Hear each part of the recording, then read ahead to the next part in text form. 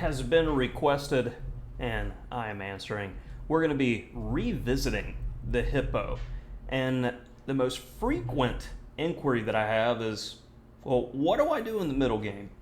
And I had a student use the hippo at grade level nationals in December of 23, and there were some instructive moments in the game, instructive mistakes that I think we can all learn from. And I played a number of 1-minute games, and we're going to go through those games and critically evaluate certain common mistakes made by, I'd say, both sides in the opening. What are the pitfalls? What should we watch out for?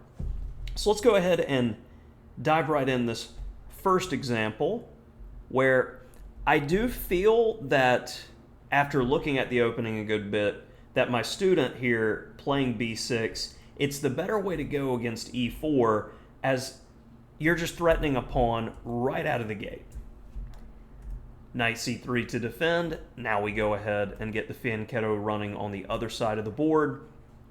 e6, and we're gradually getting to our universal setup. Now, knight g5 is something that we're going to see in this first video, especially with the 1-minute game that I selected. When we have an early knight move towards our structure, and in the case of playing black, it's knight g5. If we do it colors reverse, it will be knight g4. And this principle will apply as well on the other wing with knight b5 or knight b4. If there's no good reason for that knight to be there, ask it to go away.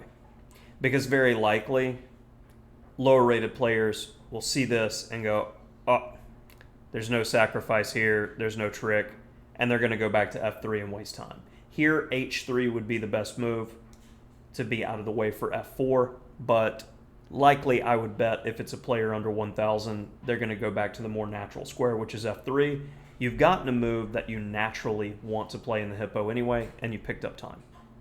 My student here played knight e7, and then queen f3. And they're just looking at this 4-move checkmate idea. So the thinking process that I have my students work with, and it's something I've been using personally for a long time in long games. And this was a game from nationals, and you have roughly 90 minutes with a 10-second delay. We got to ask, okay, first, what is the problem? Well, the problem is the mate threat on f7. Well, come up with 3 moves to deal with this problem, compare them, and normally look at the most aggressive move first. So you go, oh, well, if I push the pawn, I'm attacking the knight, trying to get it to go away. But we lose on the spot with knight takes e6. So we can rule that out as losing on the spot's not exactly something I want to sign up for. Knight e5 is definitely a move to consider, as it not only defends our pawn, but attacks the queen. The queen is likely going to move, and our knight's not going to be on the best square, and we're likely going to get punished with either f4 or d4, and we have to go back and waste time. So it would temporarily solve the problem, but it's going to create another one almost immediately. The best move in this scenario is doing something we need to do anyway, simply castle. And now it's a critical moment. Earlier, we would have never had to deal with an attack if we simply played h6 and kicked this knight away. That's the main thing. But we're also going to look at if things go wrong and you still get attacked here. Well, h4, he's still attacking on the king side. Well, what do? Simply ask the knight to go away. And at this point, because of the bad placement of the queen, we're able to play f5. We have excellent play, and there's no weaknesses on the e6 pawn. It's not very easy to get to it. Like, say, for instance, if knight f4, trying to get to e6, well, knight c5, and notice how not only am I defending, but also I have beautiful piece harmony attacking this weakness and black already has a substantial advantage in the opening. So next, let's fast forward to another game my student played with black, and an early knight d5. Well, what's a move that we normally want in the hippo? e6 and d6. It would be a good time to go e6 here because the knight has no better than to go right back. So this is where, just because you're learning a structure, don't be so quick to go, the move order doesn't matter. I shouldn't think, I should be automatic. No, slow it down. Compare. Okay, this is where I'm going. What's the best way to get there? Bishop g7 versus e6. e6 forces white to waste time, and in effect, you're playing white. So white move to knight and put it right back. Rook b1 was played. Now e6, good move. d6, getting our setup. All right, we're going to go straight to our setup here. And after castles, another bit of an odd move, bishop h3. So we have our ideal setup. Well, what should we do? It's critical here to be eyeing certain ideas. One of these breaks is going to be the best. The problem with playing an early f5 is very likely we have to deal with knight g5. The problem with playing an immediate c5 is knight b5. If we play e5 too quickly in here, I mean, it's protected, it's equal, but it's not the best way to go. And the same principle applies with d5 here. I liked the simple move a6. Is after a natural move like castles, we now can play c5 with no threat of white's knight coming in to bother key squares. If they take, yoink. And if they go bishop b2, we get space a la Sicilian. We take, and we have an excellent open c-file for our rooks in a pseudo-hedgehog structure where we are controlling all of these key squares. So that's what I felt was the best way to go. Now my student played this move, rook e8. Now black is still better here because of the awkward nature of white's position. But this move doesn't do anything, especially if the center gets locked. Your rook's just staring at our own pieces. Castles happened in d5. And this was a common mistake that I saw when analyzing my students' games. Well, you have maintain a pawn in the center is one of our opening principles that I teach students. But in this case, it's maintain our pawn in the center so our minor pieces do not get kicked around. We're late enough in the game where our pieces aren't going to get kicked around. Knight takes d5 is far superior to pawn takes because the bishop is going to be far more active. And after knight takes, bishop takes, even if c4, black to play and take an advantage here.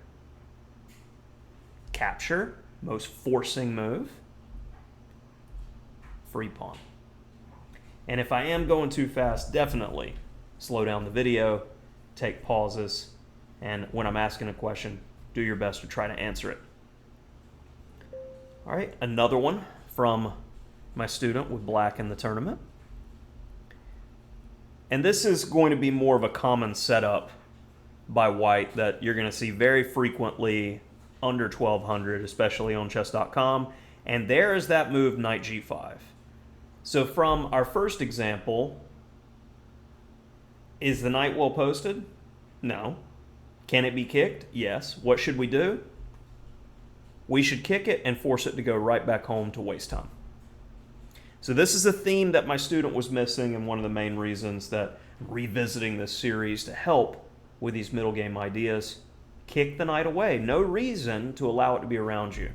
When I study the games of Petrosian and Karpov, two world champions who have a reputation for being very solid and defensive players, anytime there's things around their king, they're like, no, go away. And this move, h6, very much does that. So what's the order? Find the more aggressive order. After d6, d5 is played. We learned in the previous video series to lock the center, and we'll be looking for a break. And so far, everything's fine. And again, we need to go with that h6 move. Knight e7. Make sure they're not getting too much space over there. And castle with the idea of f5. When the center is locked, you play on the wings. f5 is the natural break, and we'll proceed with a kingside attack. My student went knight e7 here, and after queen f3, f5, and it is so much pain because when we don't kick this knight away, we get punished for it, and we're losing by force here. It is +10 for white. So, after I say that, in 1 minute games, let's see how I did with this same theme of being attacked with a very natural setup by white. So since he castled queenside, I went a6 with the potential of playing b5 or eventually knight d7, c5 to get play against the white king. But my opponent beats me to the punch with e5, so I lock the center and then play for the natural break. After knight d7, I'm supporting the c5 push. There's knight g5. So what is the theme that we're supposed to do? He's not well posted. Kick him away. And then you'd get c5. What did I do? I do the same stuff my student does. c5. I didn't worry about it. Now takes. Here's an instructive moment as well. What should we take with here and why? We have 3 different captures to consider. Knight takes e5, knight takes c5, pawn takes c5, and I guess you could consider bishop takes e5 as well, but I like that bishop defending my king, so I'm going to go ahead and take that one off the table, as that bishop's doing a great job where it sits. The knight on d7 is passively placed. So based off of that, you're probably going, well, let's capture with the knight on c5. There's a tactical reason why you want to take with a pawn. We're threatening d4, forking pieces. We're also threatening c4. Where's the bishop to go? In either case, we're going to be winning material here. That's what I was focused on at this point. So they avoid one threat. And again, we've got a knight sitting here. What should we do? And it's consistent with what the engine wants first choice. It's like, don't allow them to attack you. Get them to go away. And likely knight takes e6 will be played just so they can have the potential to attack. But we can stop everything with simple defense here. And we'll likely go long to keep our king safe. So after bishop f4, of course, I don't follow my own lesson that I'm teaching, castles. And after h4, it's screaming to be played. What should be played? h6, kick them away. And then after c4, we're winning a piece. Why I wanted to show this game, and it is a 1 minute game, but I wanted to show that you can be attacked. And not only is the attack not simple for white to execute, which we'll see. We've got a lot of defensive ideas, and black's safe in almost every scenario. So after c4, I'm winning a bishop by force, and my opponent, to his credit, does the right thing. He goes all out. Now, this h-file's coming open. Rooks could line up. The queen could very easily come over. This is white's attack must work or he loses. So how could we uncoordinate white? get an attacker to go away and protect us. Hopefully you've gotten the theme of this lesson and you're screaming, H6, do it! Because if pawn takes, knight takes here, where we have multiple threats, and black is completely safe and attacking pieces. What did I do? Of course not. I went knight c6, and the advantage goes from black is like -5 to -2. H takes. And if you take with the f-pawn, that's definitely not going to be a good scenario. When I moved the knight, I had this idea of knight d takes e5 and complicating. I should just simply play h takes g6. You go, well, what if they come to attack you? Queen f3. I take, forking the queen and rook. He's threatening checkmate, though. I normally get checkmated when this happens. Well, first, most forcing move, let's get the check in and take the material. Protect your king. Rook e8. And for those who play fianchetto structures, Catalan, King's Indian, Hippo, Dragon, why it's so important to keep this bishop around the king? We have absolutely no problems here. Black is completely winning. When you're up material, you trade down. I wanted to show that even being attacked, there are a number of ways to get out of the scenario. And even in the main game, when I played knight d takes e5, white is supposed to be slightly better here, but it's not super easy. The main thing is I've got to stop the attack on the h-file. Finally, the h6 move that's been needing to be played over and over, it finally gets played. White should go g takes f7, where it's +1 and white has a slight advantage, but it shows these attacks are not trivial, as white goes wrong with bishop takes e5, and I'm able to go queen takes g5, trading off the queen, and that made life really easy, and that's gonna do it for our first video in the Hippo Revisited. So hopefully I'm really making this point to you, because very often players sub 1200 or sub 1000, they're gonna go for this early knight g5 move. And what do? Kick it away. Get the job done, protect your king, and attack.